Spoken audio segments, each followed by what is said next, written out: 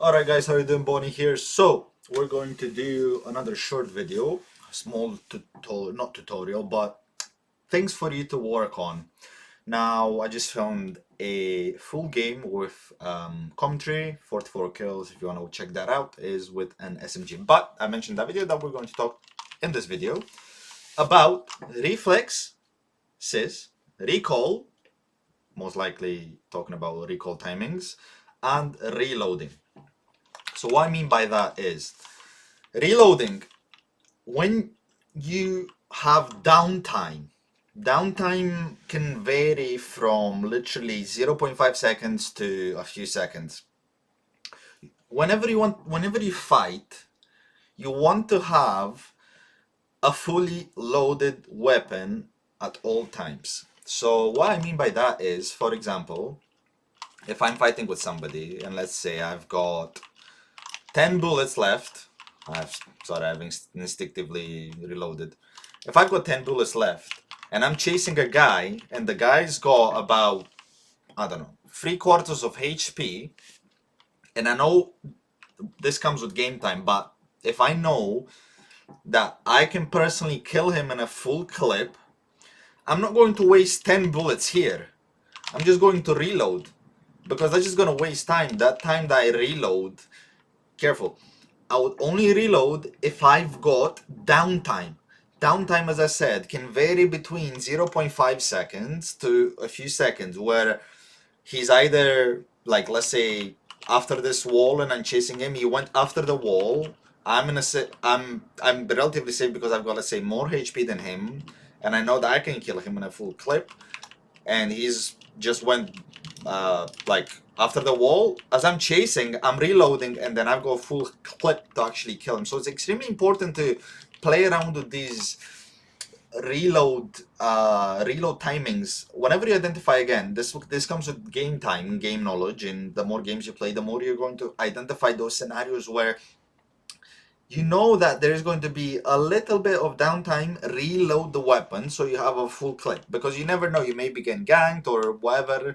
The guy is coming with like low HP. If you've got only, like, for example, 10 bullets left, yeah, okay, let's say you chase this guy, you're gonna like get him, and then the next guy you're not going to be able to get him because you have to reload in the meantime as he's actually coming to hit you.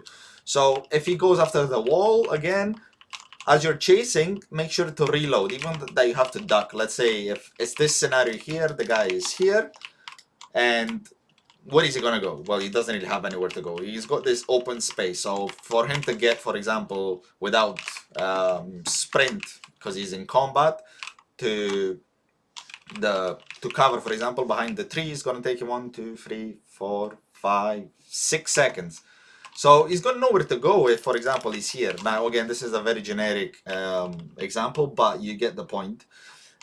Learn the ground of the map, learn the spots that they can go and cover, etc. Again, this comes with game time, and then whenever you can, like, have this in your brain, identify that downtime in order for you to spot a very good reload and a very efficient reload where you're not taking, for example, damage or stuff, nothing's really happening in that split second or like 1 second that you can actually reload the weapon to actually be fully powered up for the incoming fight. Now, recall timings. I've got my camera covering the gold, the amount of gold that you have, that you buy weapons and items, etc. with, is on the right hand side of the corner of, well, right corner of my screen. You can't see because I've got the webcam, but you get the idea. Now, as we know, we have different evolutions, well, levels to our guns. So we start off with level 1 gun, and then it takes us 2,000 gold to get to level 2, and then 2,500 to get to level 3 gun. So level 3 gun is the biggest power spike that we have in this game.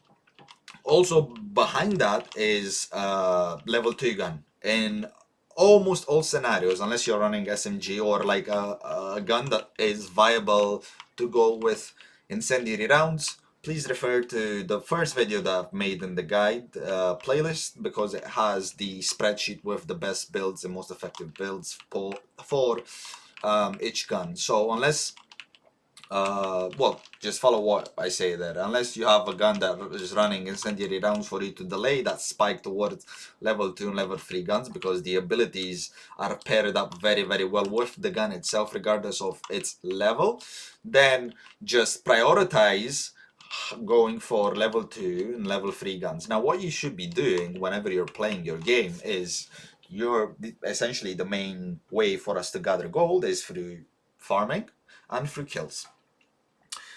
Kills don't really matter that much in the early game. I mean, you really have, well, unless they're extremely free, but in theory, you should not look to fight before you get your at least level 2 weapon. So, what I try to do in every game is just farm till I get to that power spike of level 2 weapon. Once I get 2000 gold, then that is me going back to base. I try and push the wave, so the enemy, for example, doesn't get free damage on my tower, and in that downtime that the minions are coming to my specific lane to approach my tower, in that downtime before they arrive to the tower for the enemy, if he's there to actually hit the tower, then I'm going to recalling back to base. You press B, you go back to base. Whenever you have 2000 gold, very, very important. Prioritize and look for a way. Again, there are ways and how to do it more efficiently, so on and so forth, are going to come more specifically in the upcoming videos from the guide, but I also have like raw footage of me playing, so if you're a little bit more advanced and can understand what I'm saying and how to identify those times that I'm actually recalling and how you can replicate them yourselves, then, you know, good on you.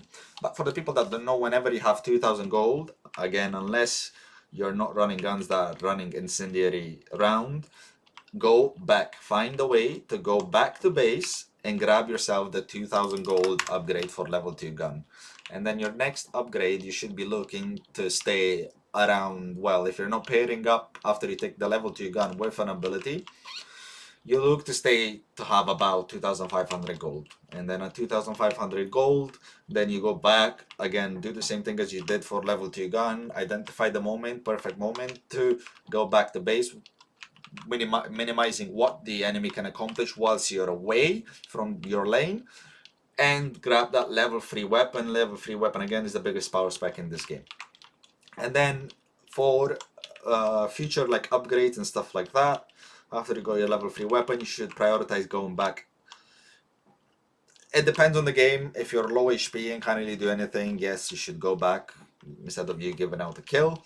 But ideally, you should be going back around, well, I try and go back around 1500 to 2000 gold, because I can either get an upgrade level 1 or upgrade level 2, preferably get 2 upgrades, for example, or stuff like that. But it's very, very bad. Essentially, the point I'm trying to get is very, very bad for you to recall or find yourself in a position where you have to go base and you can't buy anything.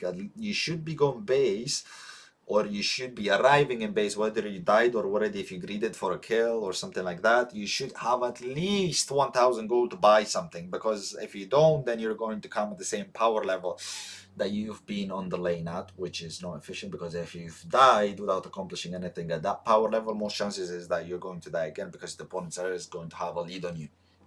So, with that being said, we go the third R, which is reflexes. Now, I see a lot of people playing on autopilot. Guys, this is not a game that you can play on autopilot. We're not playing farming simulator. People are going to take advantage that you do not move and you're not active, and they're going to kill you. The moment that you stay still, close, and or in any proximity to your enemy, you are most likely going to get killed.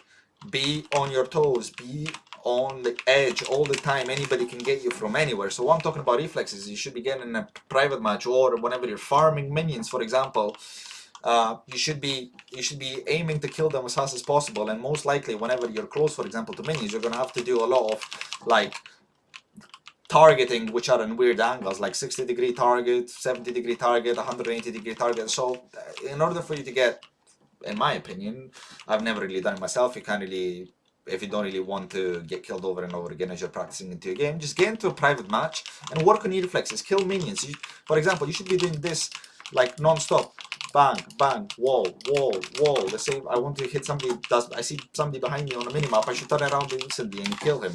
Like, you should be able to do these moves if you don't have space on your if you don't have space on your desk. You should create more space. If you can't do it in 180 degrees, like 270 there, you can't do a 180 degree and target somebody that's behind you, like, it's gonna take you so long to actually turn around, and by that point that took you 1.5 seconds to turn around and see who's shooting at you, then you're gonna get chunked like 200, or either you're gonna get killed. Like, I've killed so many people that I get behind them and they don't react fast enough to actually look at me and like shoot me, that there is no counterplay for them. So you should be able to, first of all, work on your reflexes and kill left, right, well, shoot left, right, left, right, left, right, and then you should be able to also do a 180 degree as well. That's why I've been also saying in the jumping video, in the parkour video or movement video that I've made as well, like, you practicing whenever you're jumping, looking left and looking right, gathering information. This will also help you, like, identifying that, well, creating that muscle memory in order for you to look at, for example, at 90 degree, left, right, and then behind you as well. So you should learn how to do these things, because otherwise you're playing at a disadvantage compared to your opponent. There are some really, really good players in here, and this game, again, this game becomes extremely fun when you get kills, you dominate, you win games. Like, it is so much fun, and that dopamine release just, like, it gives you so much joy. So again, I hope this video has helped you put things in practice I've mentioned here. Leave a comment if you want to see something else, or you want me to reapproach this topic of conversation. If not, I'll see you in the next one. See ya.